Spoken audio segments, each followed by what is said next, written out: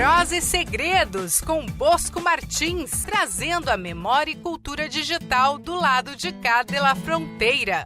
Olá, o Prosa e Segredos tem hoje como tema o autismo. A discussão em torno da criança com deficiência tem se tornado cada dia mais intensa. Embora existam políticas públicas, ainda há muito a fazer para professores trabalhar com crianças como os autistas.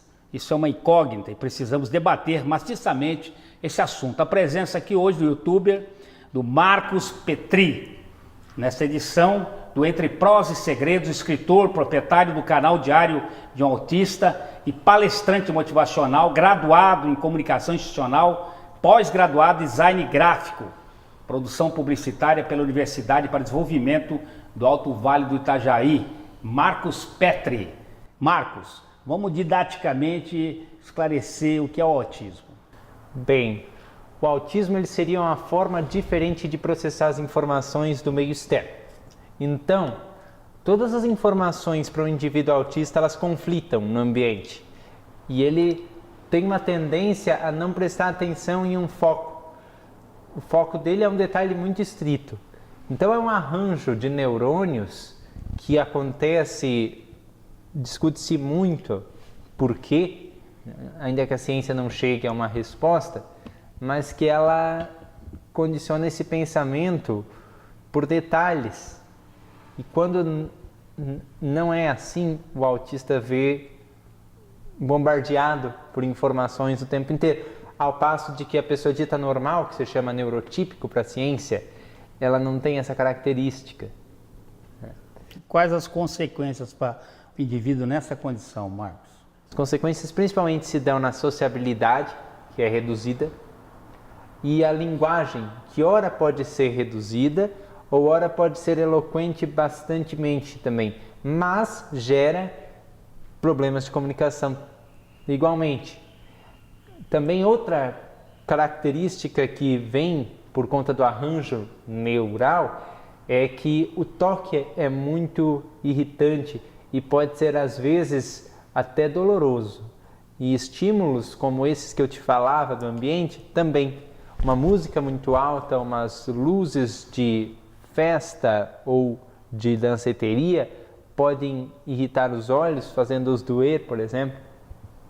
E essas características coexistem com a dificuldade de encontrar um foco onde tem muitas pessoas falando ao mesmo tempo, ou coisas acontecendo ao mesmo tempo. Uma sensibilidade mais aguçada, aquela questão dos grandes compositores que você tinha colocado, por que eles eram ditos como autistas? Beethoven? Eles prestavam atenção nos detalhes muito estritos, assim, detalhes como compor as músicas com aquelas melodias, né? Passavam horas em cima disso, que poderia ser o que se chama de hiperfoco, né? Um foco restrito e que dá para eles aquela habilidade. Mas não significa que todo autista é gênio. Não, isso acontece com uma minoria muito, mas muito seleta, né? Há autistas, por exemplo, que com 14 anos cursam física em uma universidade renomada americana, mas isso não vai acontecer com a maioria. A maioria tem essa potencialidade no hiperfoco, mas não significa que se tornará gênio. Quais as causas ambientais que agravam o autismo, Marcos? Um agravante poderia ser o glúten. O glúten ele faz com que o pico dos sintomas, das manifestações, aliás, do autismo seja muito maior. Por exemplo, ambientes muito cheios contribuem para uma qualidade de vida menor naquele espaço, né? Se discute como causa, principalmente, a parte genética, a parte que já evoluiu bastante, porque antes se pensava que era a falta de afeto da mãe, que hoje não se trabalha mais com essa possibilidade, em hipótese alguma. O que faz para se procurar esse diagnóstico? Como que você orientaria, já que você tocou nessa questão da mãe, nessa relação? Como que seria? Olha, hoje em dia se tem muito mais informações do que eu tive acesso há 20, 21 anos atrás. Sim. Então nós não tivemos diagnóstico preciso. Quem ajudou nesse interesse foi uma amiga da família, mas eu indicaria equipes multiprofissionais de psicólogos, fisioterapeutas, psiquiatras. Se a sua cidade tem essa equipe no hospital, converse e sempre observando seu filho dentro de casa, né? Sempre tem que haver essa ponte, a família lá dentro de casa e a equipe lá no hospital pronta a dar o amparo, né? Uma pessoa normal pode apresentar o espectro autista também ou não tem condição? Porque a pessoa normal, ela tem uma estrutura de neurônios normal. Todas aquelas informações que eu citava, ali citava as informações exteriores que conflitam, é porque há um arranjo de neurônios que é daquele jeito. Então, pessoas que se chamam neurotípicas não podem apresentar estruturas de neurônio autísticas. A conversa tá boa, a gente volta já já no intervalo. O Marcos Petri é YouTube e a gente vai assistir um pouquinho dele aí. Acompanhe conosco. Já já a gente volta.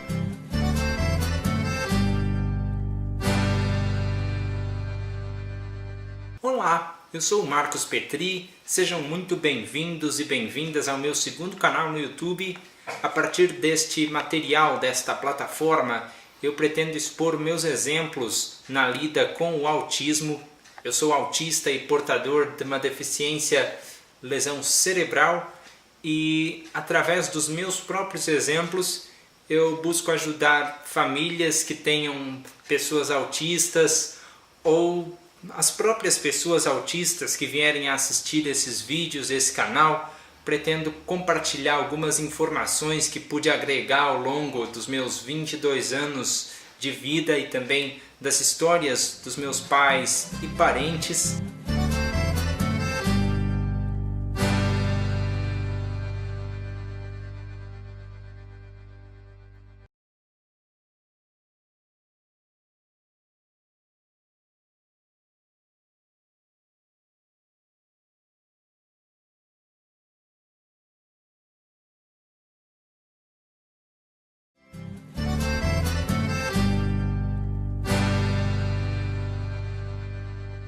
Voltamos com o segundo bloco com Marcos Petri, falando aqui do autismo. Marcos, como foi superar essa questão da interação social?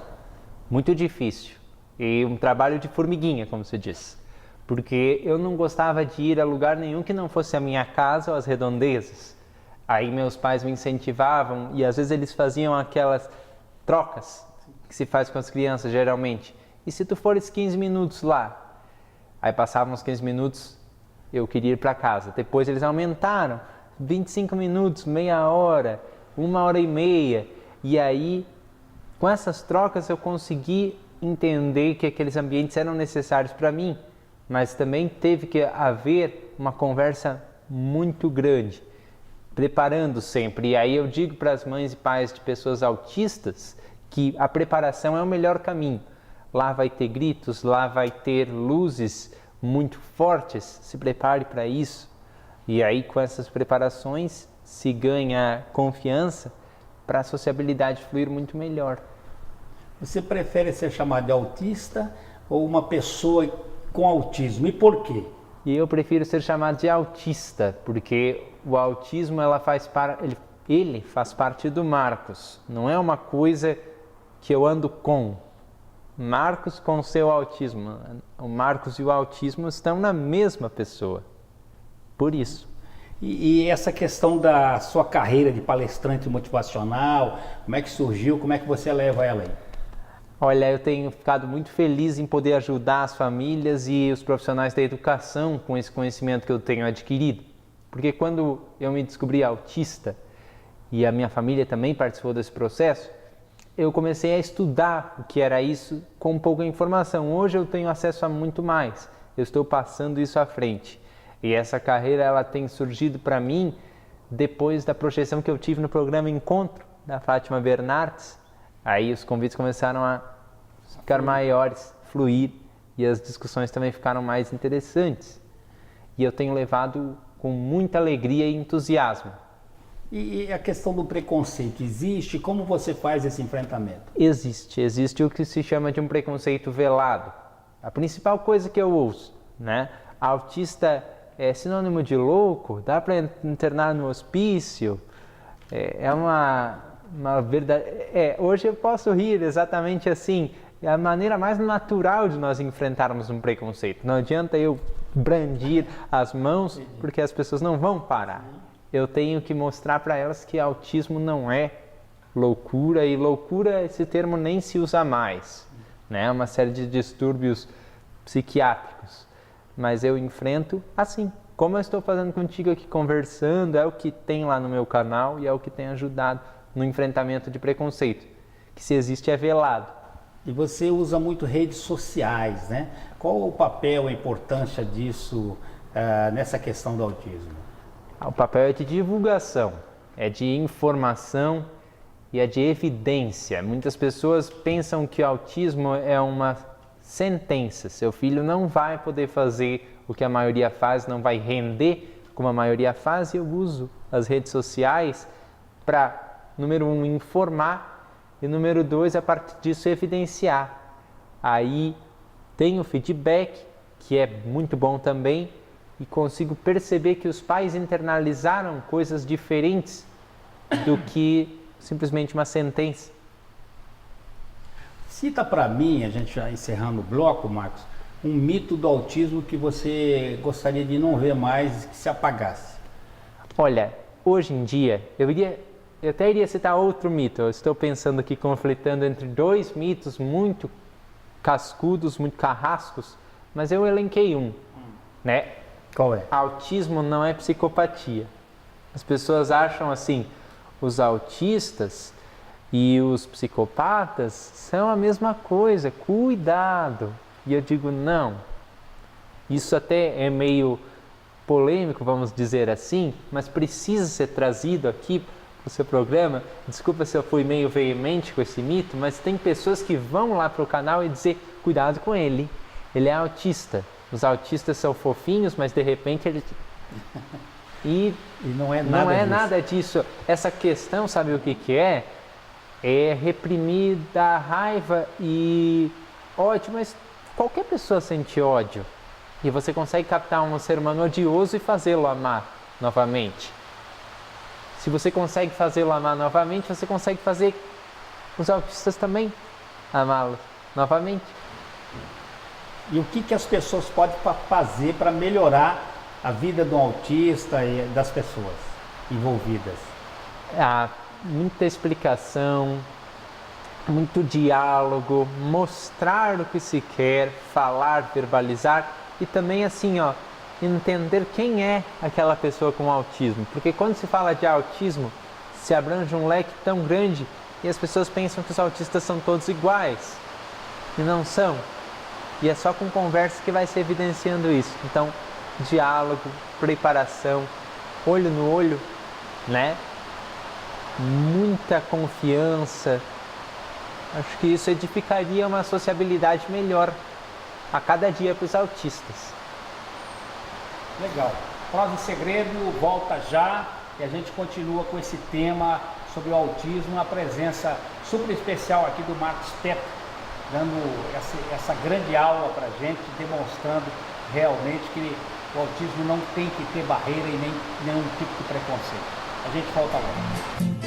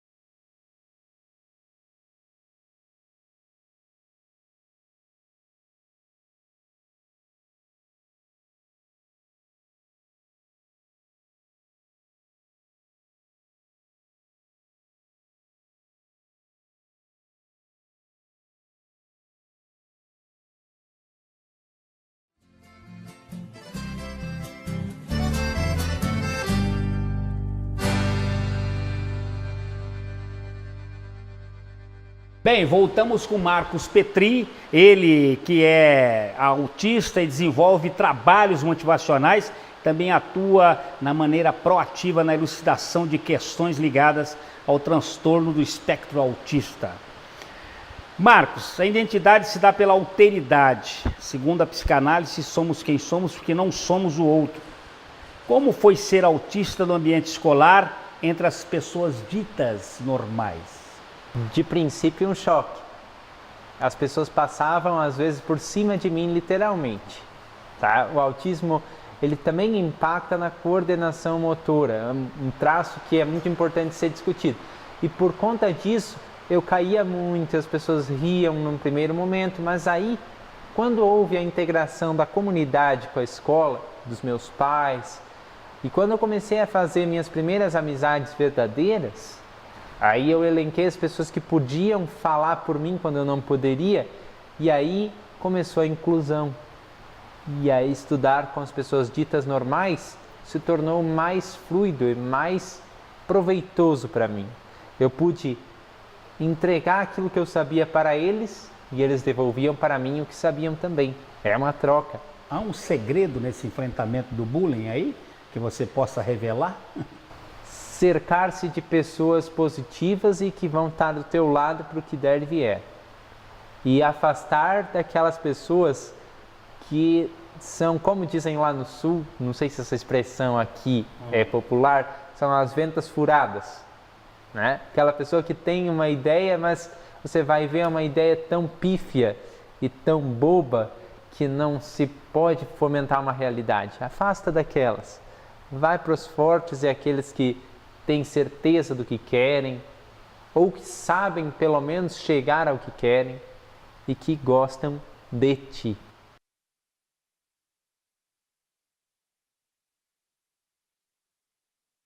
Olha, eu diria que é um universo de possibilidades, de potencial e que a gente precisa integrar essas pessoas no mundo e na sociedade. Eu vou concluir o raciocínio com um pensamento da Temple Grandin, que ela é zoologista, ela é PhD nisso, na zootecnia. Ela, por exemplo, que disse para os grandes frigoríficos dos Estados Unidos que se o boi tem muito estresse, a carne é ruim. Ela que veio com essa ideia que até hoje se usa, né? Sem muitas modificações. E ela disse que o mundo precisa de todos os tipos de mente. E é assim que a gente vai avançar nas grandes questões, na medicina, na ciência, na física, na música. Na arte, você vê na arte uma função de superação do real? Sim. E um escape também para aquilo que não é tão perfeito quanto a gente imagina, né? E a gente superando, põe esforços na arte e traça uma espécie de caminho para o outro, imaginando um mundo melhor. Então assim a gente supera o real. Você, falando em arte, você é escritor, né? Eu queria que você fizesse um breve relato do seu livro, Meninos... Contos de meninos e meninas, contos de homens e mulheres. O que é o livro? É um livro de contos que fala da nossa relação com a tecnologia, do quão dependente nós estamos dela. E eu uso o ponto de vista de adolescentes de uma cidade pequena, que poderia ser em Santa Catarina, mas bem como poderia ser aqui no Mato Grosso do Sul ou em qualquer outro lugar do Brasil. E através disso eu falo de uma série de questões, né, dependentes do celular, dependentes do computador, das câmeras fotográficas, e como isso pode ser superado com a ajuda da família e dos próprios adolescentes que têm força para mudar essa realidade. É um livro que está sendo vendido online, por enquanto não tenho os meus exemplares para mostrá-los, e pode se encontrar na Livraria Cultura, na Livraria da Travessa. Mas você tem novidade aí, né? Esse é o primeiro de uma série. Qual é o próximo? Conta pra gente aí esse outro segredo. Que deverá chamar-se Superações. É um livro de crônicas com relatos pequenos da minha vida, de todas as superações de preconceito, enfrentamento a isso, entendimento do autismo, criatividade, um pouco de música, também toco, né? Falo de algumas histórias onde eu fui tocar em eventos e acabei me superando. É um projeto que está sendo fomentado. E teu instrumento preferido qual é? O que você está tocando? O meu instrumento preferido é o violão. O violão, é? Nesse momento. É, você compõe também? Ou... Sim. É. Eu tenho algumas composições, né? Agora eu encontrei uma parceria para lançar isso aí um pouco mais para frente. Ai, que legal. Né? Encontrei por acaso um DJ que estava com música sem letras. Aí você Ela fez põe a letra, ele disse. Que daí eu mesclo com a música e agora estou trabalhando nisso. Ainda não fizemos nenhuma parceria efetiva, mas vai sair, se Deus quiser. Eu queria que você deixasse suas palavras finais, a sua passagem em Campo Grande, Mato Grosso do Sul, o que você achou do estado, como é que foi a sua palestra, se você sai satisfeito e com aquele sentido de missão cumprida. Mais do que cumprida. Eu acho que todos nós aqui que fomos ao primeiro seminário estadual Sou Especial, saímos com uma missão cumprida e uma visão de futuro. Né? Nós discutimos muito a educação especial e percebemos que todos nós tínhamos alguma coisa a dar. Aqui ao estado eu só tenho a dizer muito obrigado a todos que me acolheram e eu tenho uma impressão muito bonita, muito mais bonita do que eu já tinha aqui do Mato Grosso do Sul. Acho que o povo sul-mato-grossense tem um pouco de catarinense, o catarinense tem um pouco de sul-mato-grossense. Acho que acabei deixando a marquinha pequenininha aqui, mas parece assim que eu não saí de casa, porque é o mesmo amor, é o mesmo carinho, o mesmo aconchego com que fui tratado. É isso. E você tá bem focado, porque você ficou quanto tempo aí? Chegou, já conhecia Mato Grosso do Sul, não? Não, primeira vez. Então, todo mundo que vem costuma dizer Mato Grosso. Você está bem focado no Sul Mato Grosso. Você foi advertido. Lá na palestra eu recebi assim um coro. Porque aqui no Mato Grosso é muito bom estar, e aí o povo do Sul não esqueço mais. Mas legal, hein? Pegou a... Obrigado pela presença de você, viu, Marcos? Um programa super especial para pessoas especiais como vocês. Muito obrigado pela atenção e a gente volta no próximo programa. Muito obrigado.